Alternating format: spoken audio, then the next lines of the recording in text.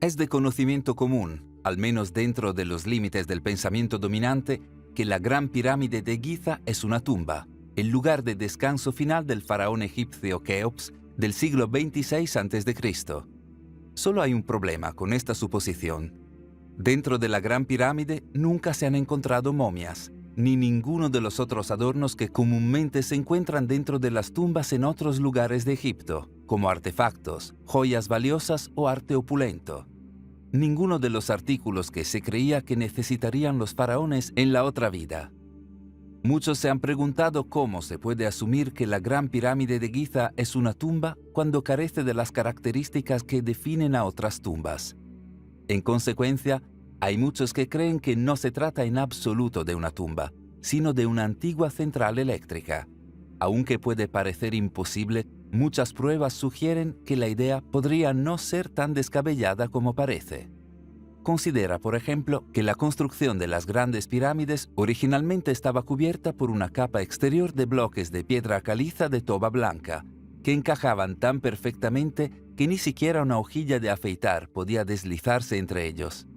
La piedra caliza de toba blanca es única por sus excelentes propiedades aislantes. Debajo de estos bloques aislantes, los pasajes y túneles de la Gran Pirámide están revestidos con granito, un conocido conductor eléctrico. Esto es particularmente extraño, ya que no se encuentra granito en el área, lo que significa que las 8.000 toneladas utilizadas en la pirámide tuvieron que enviarse a Giza desde más de 500 millas de distancia. Toda una hazaña si no sirvió para algún propósito específico. Además, la Gran Pirámide estuvo históricamente coronada por una piedra angular de oro, uno de los materiales más conductores de electricidad de la Tierra. No es solo una conjetura. En 2018, un estudio científico publicado en la revista de Física Aplicada reveló que la Gran Pirámide de hecho podría concentrar energía electromagnética en sus cámaras internas, así como debajo de su base. Parece que la Gran Pirámide de Giza estaba perfectamente construida para canalizar la electricidad a través de sus cámaras hasta su pico de oro y hacia el mundo. Por supuesto, si esto es cierto, plantea más preguntas que respuestas. En primer lugar, ¿qué electricidad? Según el registro histórico principal, la ciencia eléctrica no surgió como un campo de estudio hasta miles de años después de la Edad de Oro en Egipto. ¿Cómo se puede decir que la Gran Pirámide era una planta de energía eléctrica si Egipto ni siquiera tenía electricidad? Para responder a esta pregunta, uno podría mirar en las entrañas de la Gran Pirámide hasta la histórica Cámara del Rey. Allí, en lugar de la momia y los tesoros del faraón, solo se encontró un objeto simple, un gran cofre de granito sin nada en él. Curiosamente, el volumen del espacio vacío del cofre es del tamaño exacto de uno de los artefactos más legendarios y misteriosos de la historia. Para responder a la pregunta de un Egipto eléctrico, uno debe comenzar con el Arca de la Alianza.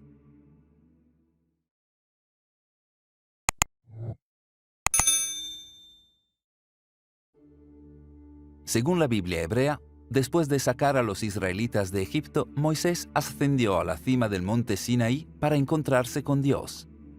Allí se dice que recibió los 10 mandamientos, esas reglas que formarían la base de las acciones de su pueblo para siempre. Pero esto no fue lo único que recibió Moisés en la montaña. También se dieron instrucciones detalladas sobre cómo construir un objeto que se convertiría en sinónimo de la fe judía, el Arca de la Alianza. Como se registra en el capítulo 25 de Éxodo, Dios le dijo a Moisés: «Harán un arca de madera de acacia, cuya longitud será de 2 codos y medio, y su anchura de codo y medio, y su altura de codo y medio. La revestirás de oro puro, la cubrirás por dentro y por fuera, y le harás una moldura de oro alrededor. Entonces harás un propiciatorio de oro puro, de 2 codos y medio de largo y de codo y medio de ancho. Harás 2 querubines de oro. De trabajo martillado los harás en los 2 extremos del propiciatorio. Los querubines extenderán sus alas por encima, cubriendo con sus alas el propiciatorio, sus rostros el uno enfrente del otro. Los rostros de los querubines se volverán hacia el propiciatorio, y pondrás el propiciatorio encima del arca. Allí me encontraré con ustedes, Y desde arriba del propiciatorio, de entre los dos querubines que están sobre el arca del pacto, les entregaré todos mis mandamientos para los israelitas.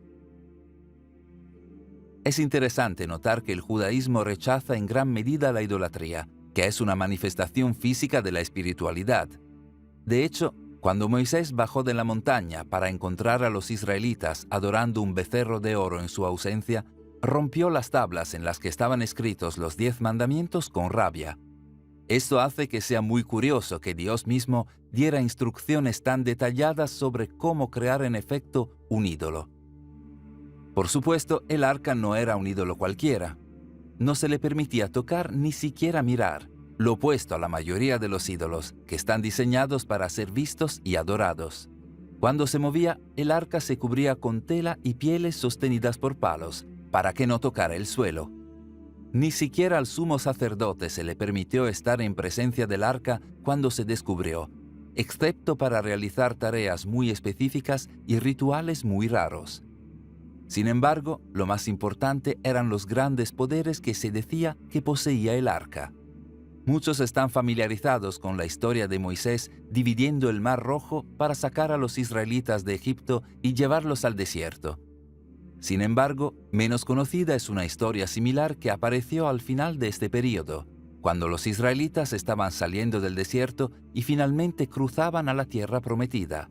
Al llegar al río Jordán, que separaba a los israelitas de la tierra de Jericó, los sacerdotes entraron al río llevando el arca de la alianza. Cuando sus pies tocaron el agua, el río dejó de fluir repentinamente, como si hubiera sido represado río arriba. Una vez que los israelitas habían cruzado, los sacerdotes con el arca terminaron de cruzar, momento en el que el río volvió a fluir normalmente. Al igual que con la historia de Moisés separando el Mar Rojo, los historiadores y científicos han intentado durante milenios determinar cómo esto podría haber sido posible. Sin embargo, el poder del arca fue mucho más allá. Según los textos judíos antiguos, durante sus años vagando por el desierto, el arca viajaba un poco por delante de los israelitas.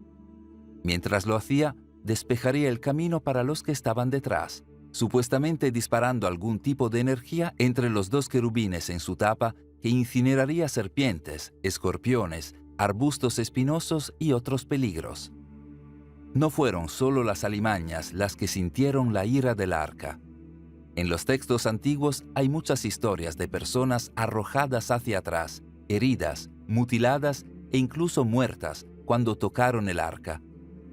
Por ejemplo, una vez que se estableció el reino israelita del rey David, el arca de la alianza fue transportada a la nueva capital de Jerusalén.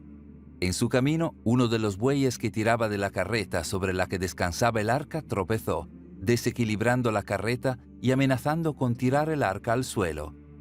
Uno en el grupo, un hombre llamado Uza, extendió su mano para estabilizarla y murió instantáneamente, como se registra en el capítulo 6 de Samuel. Cuando llegaron a la era de Nacón, Uza extendió la mano hacia el arca de Dios y la tomó, porque los bueyes la sacudían. La ira del Señor se encendió contra Uza, y Dios lo golpeó allí porque extendió su mano hacia el arca, y murió allí junto al arca de Dios. Nadie fue inmune. El capítulo 10 de Levítico describe la espantosa muerte de Nadab y Abiú, los nietos de Moisés.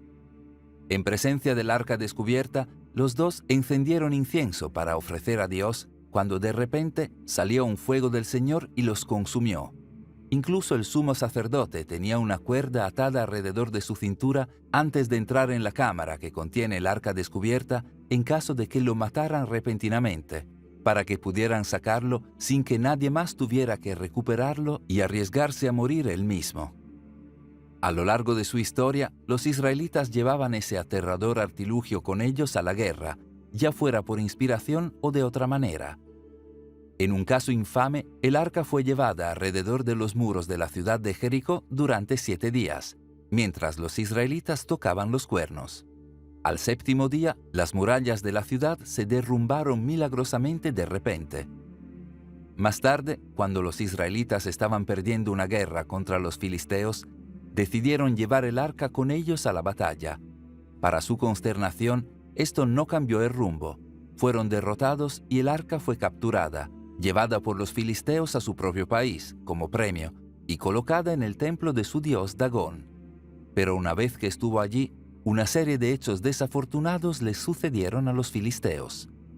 Primero, encontraron al ídolo gigante de Dagón derribado, tendido boca abajo frente al arca como si se inclinara. Lo volvieron a colocar, pero al día siguiente fue derribado nuevamente, esta vez hecho añicos. Poco después, la ciudad fue azotada por la peste. Los civiles se vieron acosados por tumores y sus campos invadidos por ratones. Los filisteos intentaron trasladar el arca a otras ciudades, pero en cada ocasión una terrible plaga azotaba a la población. Finalmente, sin saber qué hacer, simplemente enviaron el arca de regreso a los israelitas, incapaces de lidiar con su misterioso poder. Incluso enviaron tumores fundidos en oro y ratones junto con ella, recuerdos de su terrible experiencia. A lo largo de las historias contadas en la Biblia hebrea y otros textos judíos antiguos, la poderosa y misteriosa Arca de la Alianza juega un papel destacado durante un periodo de unos 500 años, desde la época de Moisés hasta el rey David y el rey Salomón, hasta la época del reino dividido. Luego, de repente, nada. La mención del arca desaparece por completo de la historia. Entonces, ¿qué pasó? ¿Cómo podría perderse un objeto tan importante, o peor aún, olvidarse? ¿Fue destruido o simplemente escondido? Y si estaba escondido, ¿dónde está ahora? Según un antiguo texto etíope conocido como Quebra-Nagast, la reina de Saba, lo que ahora es Etiopía, viajó para visitar al rey israelita Salomón alrededor del año 950 a.C. Allí quedaría embarazada del hijo de Salomón, un niño al que llamaría Menelik. Ese niño llegaría a ser rey en Etiopía y fundaría una dinastía que duraría increíblemente hasta 1974. De adulto, Menelik regresaría a Jerusalén para visitar a su padre. En su viaje a casa, Menelik estuvo acompañado por varios nobles israelitas que, sin que él lo supiera, le habían robado el arca de la alianza a su rey y la habían reemplazado con una falsificación, habiendo regresado a casa antes de que él se enterara. Menelik determinó que debió haber sido la voluntad de Dios la que resultó en que el arca entrara en su poder, por lo que decidió mantenerla en Etiopía y allí ha permanecido durante los últimos 3000 años, según la iglesia de Nuestra Señora María de Sión en Acrón, Etiopía, custodiada por los monjes vírgenes que dedican sus vidas a su protección. No se les permite salir nunca del edificio donde se guarda el arca una vez que se les confía la tarea. ¿Podría ser esto realmente cierto? ¿Podría el arca, una vez todopoderosa, realmente estar sentada en algún edificio anodino en el este de África? Quizás, pero quizás no. El Quebra-Nagast no es la única historia del destino del arca.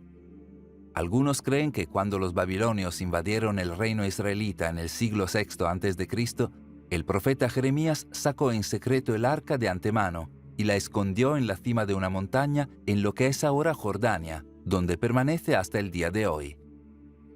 Otros creen que el arca, como el Santo Grial bíblico, fue descubierta por los caballeros templarios durante las cruzadas y que fue llevada a Europa y escondida en la capilla Roslin en Escocia.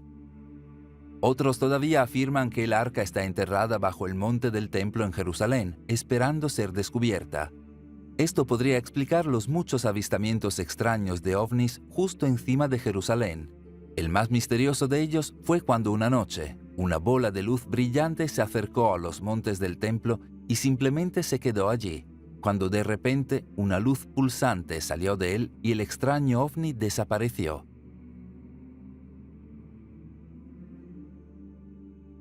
La verdadera ubicación del arca es algo que muchos han tratado de descubrir a lo largo de la historia. Tal vez esto no debería sorprender, dado el supuesto poder del arca. En la película de 1981, Indiana Jones y los asaltantes del arca perdida, el personaje principal, Indiana Jones, se apresura a encontrar el arca de la alianza antes de que pueda ser descubierta por los alemanes, quienes usarían su inmenso poder para sus propios y terribles fines. Sí, es solo una película, por supuesto, excepto que la base de la trama es bastante precisa. Es bien sabido que los alemanes estaban obsesionados con lo oculto y con misteriosos artefactos antiguos. Los registros muestran que Heinrich Himmler, jefe de las SS y el segundo hombre más poderoso del Tercer Reich, viajó a las montañas de Montserrat en 1940 en busca del Santo Grial bíblico y creía que el mítico martillo de Thor era, según sus propias palabras, una de las primeras armas de guerra altamente desarrolladas de nuestros antepasados. Se dijo que el propio Hitler estaba buscando el arma que atravesó el costado de Jesús en la cruz durante la crucifixión, mientras que algunos sugieren que los alemanes estaban usando globos espías para buscar el arca de Noé en el monte Ararat, donde supuestamente terminó después del gran diluvio. El punto es que la sugerencia de que los nazis estaban persiguiendo el arca de la alianza para poder usar su poder mítico para sus propios fines no es tan descabellada como podría parecer. Pero esto lleva a la pregunta crítica: ¿qué poderes realmente tenía el arca? ¿Son ciertas las historias? ¿Era realmente una especie de superarma? ¿O tal vez fue incluso algo más? En 1745, un científico holandés llamado Peter van Musschenbroek presentó un invento que cambiaría el curso de la ciencia eléctrica.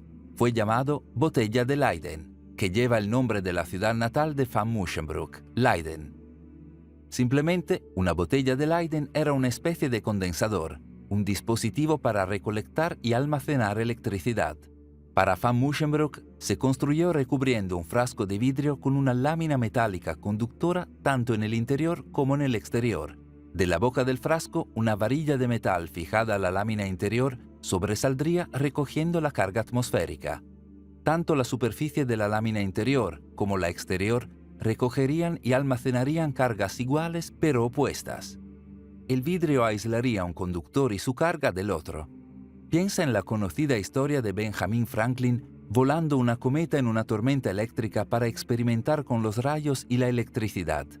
Al final de la cuerda de la cometa, un objeto que Franklin llamó la maravillosa botella de Musschenbroek. Poco después de que se inventara la botella de Leyden, se presentó una idea revolucionaria por Georg Christoph Lichtenberg, uno de los padres de la ciencia eléctrica. Creía que el arca bíblica del pacto era de hecho una antigua botella de Leyden. La idea ganó el reconocimiento de la corriente principal y aparecieron artículos en todo el mundo que llamaban al arca una botella de Leyden muy cara pero muy perfecta. Piénsalo.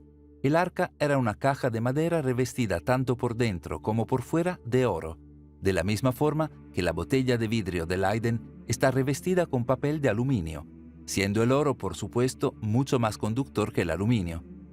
Uno podría suponer que la capa interna de oro recogió una carga positiva y la capa externa una negativa, con cada corona de querubines conectada a una capa, lo que hace que la capa del arca sea un capacitor cargado.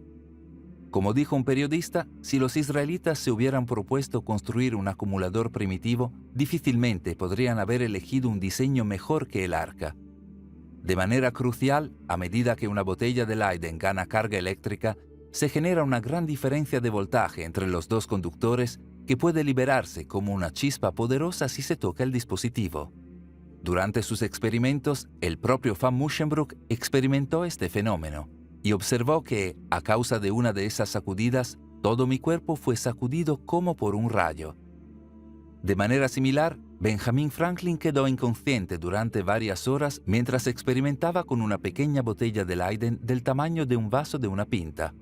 Esto podría recordar inmediatamente el destino de aquellos que tocaron el arca de la alianza. En lugar de ser electrocutados por un pequeño frasco, ellos fueron asesinados, incluso incinerados, por el arca mucho más grande y mucho más conductora. ¿Cuánto más poderosa que una botella de Leyden normal podría haber sido el arca? En 1961, un grupo de estudiantes universitarios de la Universidad de Minnesota intentó recrear el arca exactamente, pero tuvo que detener el proyecto y destruir su trabajo debido a la carga eléctrica incontrolablemente grande que desarrolló. ¿Podría el arca de la alianza haber sido realmente una especie de botella de Leyden sobrecargada, un condensador diseñado para almacenar y generar electricidad?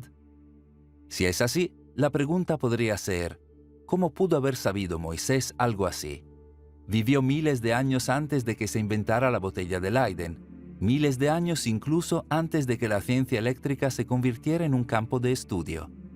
Entonces, ¿cómo pudo el Arca de la Alianza haber sido una botella de Leyden? Mucho antes de liderar el éxodo de los israelitas, Moisés era miembro de la realeza egipcia. En el momento en que nació Moisés, el faraón Ramsés II buscaba subvertir la creciente población hebrea en Egipto, por lo que ordenó matar a todos los bebés varones hebreos. Para salvar a Moisés de la matanza, su madre hebrea y su hermana lo colocaron en una canasta y lo llevaron flotando por el río Nilo hasta el lugar donde la hija del faraón y sus asistentes vinieron a bañarse. Cuando descubrió al bebé Moisés, la hija del faraón decidió criarlo como si fuera su propio hijo. Esto significó que durante los primeros 40 años de su vida, Moisés vivió como un príncipe de Egipto, recibió la mejor educación egipcia y finalmente se convirtió en uno de los consejeros más cercanos del faraón. Como se registra en el capítulo 7 del libro de los Hechos, Moisés fue instruido en toda la sabiduría de los egipcios y era poderoso en palabras y hechos. La pregunta es, ¿qué implicó esta sabiduría? ¿Qué conocimiento habría tenido Moisés? ¿Qué secretos reservados solo para los egipcios de más alto nivel? En nuestros vídeos sobre entradas ocultas debajo de la Gran Pirámide y la Gran Esfinge, mencionamos los relatos escritos del filósofo sirio del siglo IV, Jámblico, quien escribió: «Llegamos a una cámara. Cuando entramos, se iluminó automáticamente con la luz de un tubo que tenía la altura de la mano de un hombre y era delgado, parado verticalmente en la esquina. A medida que nos acercamos al metro, se ve más brillante. Los esclavos se asustaron y huyeron en la dirección por la que veníamos. Cuando lo toqué, se apagó. Hicimos todo lo posible para que el tubo volviera a brillar, pero ya no proporcionaba luz». Ten en cuenta que en muchos lugares las tallas y el arte del antiguo Egipto parecían representar el uso de bombillas, lo que parecía confirmar las observaciones de Jámblico. Por extraño que parezca, esto parece sugerir que el antiguo Egipto era alimentado eléctricamente. Quizás entonces el Arca de la Alianza, si era una especie de condensador eléctrico como una botella de Leyden, era una réplica de algo que Moisés había visto o escuchado en Egipto. Pero, ¿qué? A fines de la década de 1800, un inventor británico llamado Sir William Siemens subió con un equipo a la cima de la Gran Pirámide de Giza. Una vez en la cima, uno de sus guías comentó casualmente que estaba experimentando un zumbido agudo en sus oídos cuando levantaba la mano con los dedos abiertos. Curioso, Siemens levantó su propia mano e inmediatamente sintió una extraña sensación de cosquilleo recorriendo su cuerpo. Momentos después, Siemens fue a tomar un sorbo de vino de una botella que había traído para celebrar la exitosa escalada. Pero cuando tocó la botella con sus labios, recibió una dolorosa descarga eléctrica. Seguramente, pensó Siemens, esto no podía ser una coincidencia. Rápidamente construyó una especie de botella de Leyden improvisada con su botella de vino, cubriéndola con periódico húmedo. Sorprendentemente, cuando levantó el frasco improvisado por encima de su cabeza, las chispas comenzaron a dispararse desde la parte superior y volar por el aire. Esto asustó a su guía, quien de repente se abalanzó sobre Siemens en un intento de quitarle la botella de las manos. En el calor del momento, la botella apuntó al guía y lo dejó inconsciente de espaldas. Uno podría preguntarse si una botella de Leyden hecha apresuradamente y mal construida tuvo este tipo de efecto cuando se introdujo en la parte superior de la Gran Pirámide. ¿Qué pasaría si una que fuera mucho más grande y estuviera hecha de materiales de mucha mayor calidad, como el Arca de la Alianza, fuese colocada en la pirámide exactamente en el lugar correcto? Recordemos que en lo profundo del corazón de la Gran Pirámide hay una llamada Cámara del Rey. Dentro de esta cámara se encontró solo una cosa: un cofre de piedra con un espacio vacío exactamente del tamaño del Arca de la Alianza. ¿Qué pasaría si el arca fuera colocada exactamente en este lugar? Algunos creen que la respuesta ya se ha encontrado. Extendiéndose a través de las entrañas de la Gran Pirámide hay túneles demasiado pequeños y misteriosos de aproximadamente 20 por 20 centímetros de largo. En 1993, un equipo de investigadores envió un pequeño robot a uno de estos túneles. donde encontró una puerta de piedra con lo que parecía ser una manija de metal. Esto fue muy extraño, ya que el metal no se encuentra en ningún otro lugar de la pirámide. En 2002, otro equipo usó un robot para perforar esta puerta solo para encontrar una pequeña cámara detrás de ella bloqueada por una gran piedra de respaldo. ¿Qué podría contener esta cámara? Muchos se preguntaron. Finalmente, en 2011, un equipo volvió a visitar esta cámara utilizando una cámara de microserpiente para evitar obstrucciones. Lo que la cámara fotografió fue impresionante.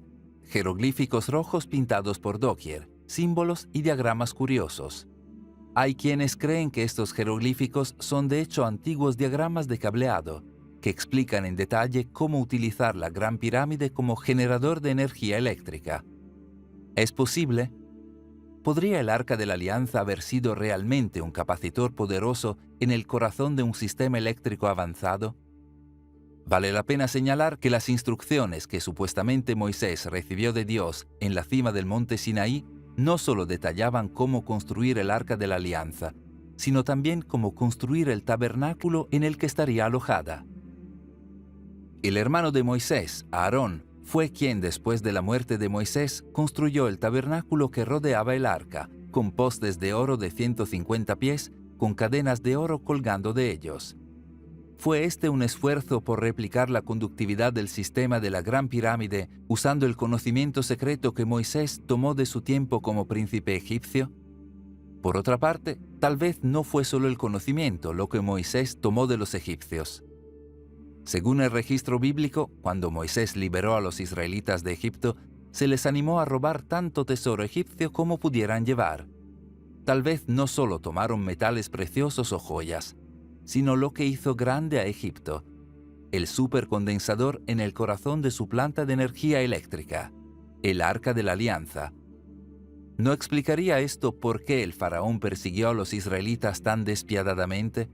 Curiosamente, la historia registra que solo unos pocos años después del éxodo de los israelitas, la poderosa civilización egipcia comenzó a desmoronarse, sin alcanzar nunca más sus grandezas anteriores. ¿Podría ser esto porque perdieron su fuente de electricidad? ¿Es posible que el secreto del poder del Arca de la Alianza de la historia bíblica de Moisés y los registros históricos de una edad de oro egipcia sea el secreto de la electricidad antigua? Al menos uno de los más grandes pensadores de la historia lo cree así. En 1915, el famoso inventor y genio indiscutible Nikola Tesla publicó un artículo titulado El mundo maravilloso que se creará con electricidad. En él afirmó lo siguiente: sin duda, Moisés fue un electricista práctico y hábil, mucho más adelantado a su tiempo. La Biblia describe con precisión y minuciosidad los arreglos que constituyen una máquina en la que se genera electricidad. No fue solo Moisés.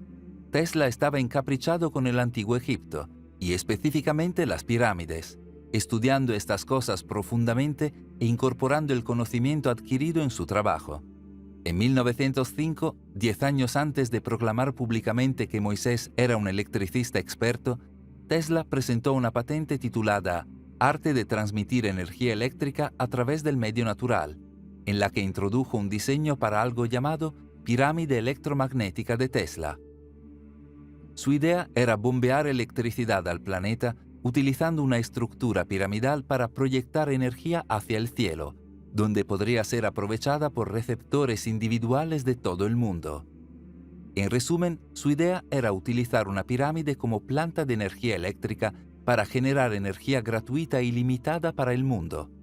¿Es posible que en su pirámide electromagnética Tesla simplemente estuviera tratando de recrear la función de la Gran Pirámide de Giza con el Arca de la Alianza en su núcleo? Piensa en los muchos obeliscos que fueron prominentes en la arquitectura del antiguo Egipto, con su cuerpo de granito y su parte superior de cuarzo, los cuales poseen una alta conductividad eléctrica. Ciertamente podrían haber servido como los receptores de energía que Tesla imaginó aprovechando el conducto de energía producido por la Gran Pirámide. Debe tenerse en cuenta para Tesla que estas ideas no eran solo hipotéticas, sino que construyó la enorme torre del acantilado de guardia en Shoreham, Nueva York, a principios del siglo XX, basándose en su diseño, e incluso tuvo cierto éxito proyectando energía hacia el cielo. Cuando parecía que Tesla estaba a punto de alcanzar su avance teorizado en energía gratuita y limitada, se cortaron los fondos para su proyecto y Tesla se vio obligado a cerrar todo. Curiosamente, su patrocinador financiero había sido JP Morgan, el magnate estadounidense que, de paso, se había enriquecido financiando a los gigantes del petróleo y la industria, es decir, precisamente aquellos cuyos imperios se verían amenazados por una nueva fuente ilimitada de energía gratuita. Si esto era de hecho la razón por la que el proyecto de la pirámide electromagnética de Tesla se cerró debido a la amenaza que representaba para la estructura de poder global existente, entonces podría preguntarse si la información sobre un Egipto eléctrico y el verdadero propósito del Arca de la Alianza se ha suprimido exactamente por el mismo motivo. Aquí hay una pregunta final que podría hacerse antes de irnos. La energía gratuita e ilimitada es un gran secreto para guardar. Si se suprime el conocimiento de esto, ¿qué otros secretos del antiguo Egipto podrían estar ocultos? Por ejemplo, ¿cómo es posible que la Gran Pirámide se construyera en el centro exacto de la masa terrestre en la Tierra cuando hace miles de años los egipcios no podían haber sido conscientes de esta posición? ¿Cómo fue que la Gran Pirámide junto con la Esfinge se colocaron para alinearse perfectamente con la orientación de las estrellas? ¿Y cómo es posible que complejas ecuaciones y conceptos matemáticos como pi se usaran en la ingeniería de la Gran Pirámide cuando no se descubriría oficialmente hasta muchos años después? Además, ¿por qué tantos jeroglíficos y tallas egipcias antiguas parecen representar ovnis? Esta extraña parte perdida de nuestra historia continúa envuelta en misterio, y hasta que obtengamos una respuesta a todas estas preguntas, debemos mantener la mente abierta y recordar que la mayoría de las veces el tiempo revela que la verdad es más extraña que la ficción. Gracias por vernos. Si disfrutaste del vídeo, haz clic en me gusta. Y si eres nuevo, haz clic en suscribirse y la campana para recibir notificaciones futuras.